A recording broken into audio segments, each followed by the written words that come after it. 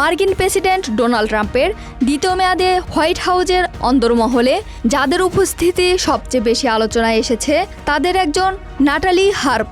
৩৫ বছর বয়সী এই নারী ট্রাম্পের ব্যক্তিগত সহকারী হলেও তার ভূমিকা কেবল একজন সহকারীর মধ্যে সীমাবদ্ধ কিনা তা নিয়ে প্রশ্ন উঠেছে। হোয়াইট হাউজের গুরুত্বপূর্ণ বৈঠক থেকে শুরু করে প্রেসিডেন্টের ব্যক্তিগত সফর, বিভিন্ন জায়গায় ট্রাম্পের একেবারে কাছাকাছি দেখা গেছে তাকে। ফলে তার ক্ষমতা, প্রভাব ও ট্রাম্পের সঙ্গে সম্পর্ক নিয়ে যুক্তরাষ্ট্রের রাজনৈতিক অঙ্গনে তৈরি হয়েছে নানা আলোচনা। Premium commercial space is now for rent. Featuring ample parking and excellent accessibility, this 4,200 square foot space is ready. Elevate your business and call us today. সাম্প্রতিক এক প্রতিবেদনে উঠে এসেছে আরও বিমর্ষকর তথ্য। ট্রাম্পের দ্বিতীয় মেয়াদ শুরুর পর 1 বছরের বেশি সময় ধরে হোয়াইট হাউসে কাজ করলেও নাটালি নিয়মিত নিরাপত্তা ছাড়পত্রের প্রক্রিয়া সম্পূর্ণ করতে আগ্রহী ছিলেন না। প্রয়োজনীয় কাগজপত্র জমা দেওয়ার জন্য নাটালিকে একাধিকবার সময় দেওয়া হয়েছিল। শেষ পর্যন্ত প্রেসিডেন্ট ট্রাম্পের ব্যক্তিগত হস্তক্ষেপের পর তিনি নথি জমা দেন। নিরাপত্তা ছাড়পত্রের জন্য ব্যবহৃত SF-86 ফর্মে আবেদনকারীর আর্থিক ইতিহাস, আগের ঠিকানা, বিদেশি নাগরিকদের সঙ্গে যোগাযোগ সহ ব্যক্তিগত জীবনের নানা তথ্য দিতে হয়। রাজনীতির খবর অনুসরণ করা সাংবাদিকদের কাছে নাটালি হার্প এখন পরিচিত নাম। ডানপন্থী অন আমেরিকা নিউজ নেটওয়ার্কের সাবেক উপস্থাপক হিসাবে কাজ করছেন তিনি। সেখান থেকেই ট্রাম্পের প্রতি তার আনুগত্য ও ঘনিষ্ঠতার বিষয়টি আলোচনায় আসে। পরে ট্রাম্পের দ্বিতীয় মেয়াদে হোয়াইট হাউসে তার অবস্থান আরও শক্ত হয়। নাটালি আনুষ্ঠানিক প্রশাসনিক কাঠামোর বাইরে থেকেও বিভিন্ন তথ্য ট্রাম্পের কাছে পৌঁছে দিতে সক্ষম হন। এমনকি ট্রাম্পের প্রায় প্রতিটি বৈঠকে তিনি উপস্থিত থাকেন। অর্থাৎ পদবি ব্যক্তিগত সহকারী হলেও প্রেসিডেন্টের সঙ্গে তার অনেক জ্যেষ্ঠ কর্মকর্তার চেয়েও বেশি।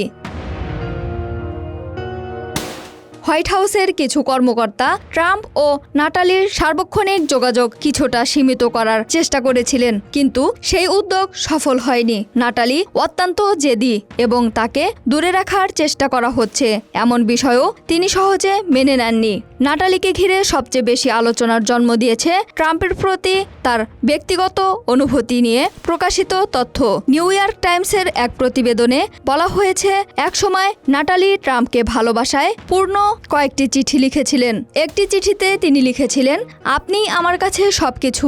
আরেকটি শেষে ছিল, আমার পুরো হৃদয় দিয়ে নাটালি।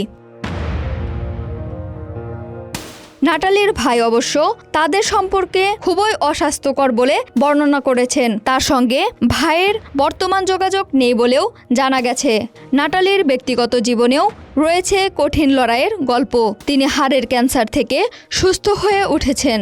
গুরুতর অসুস্থতার সঙ্গে লড়াই করে সুস্থ হওয়ার পর তিনি ট্রাম্পের ঘনিষ্ঠ রাজনৈতিক বৃত্তে সক্রিয় রয়েছেন। তার এই ব্যক্তিগত সংগ্রামও তাকে ট্রাম্পের সমর্থকদের কাছে আলাদা পরিচিতি দিয়েছে। হোয়াইট হাউসের পক্ষ থেকেও তাকে বারবার বিশ্বস্ত ও পরিশ্রমী কর্মকর্তা হিসাবে তুলে ধরা হয়েছে। নাটালি কতটা ট্রাম্পের কাছের মানুষ তা বোঝাতে সাম্প্রতিক একটি ঘটনাও আলোচনায় এসেছে। সম্ভাব্য ইরানি হামলার আশঙ্কার মধ্যে তুরস্ক থেকে ছেড়ে যাওয়া একটি সামরিক বিমানে ট্রাম্পের সঙ্গে থাকা অল্প কয়েকজন কর্মীর মধ্যে নাটালিও ছিলেন। সাধারণত মার্কিন প্রেসিডেন্টের নিরাপত্তা ও বিদেশ সফরের ক্ষেত্রে সঙ্গে থাকা ব্যক্তিদের তালিকা অত্যন্ত গুরুত্বপূর্ণ।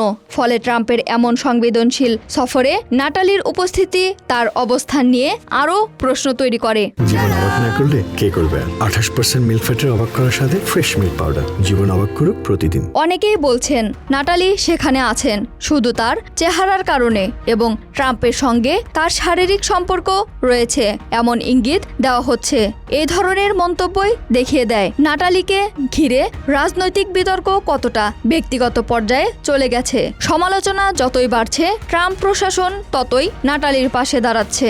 হোয়াইট হাউসের পক্ষ থেকে তাকে অত্যন্ত প্রিয় কর্মকর্তা এবং ট্রাম্পের বিশ্বস্ত সহযোগী হিসাবে বর্ণনা করা হয়েছে। ইসরাত জাহান ইমু, ঢাকা এক্সপ্রেস।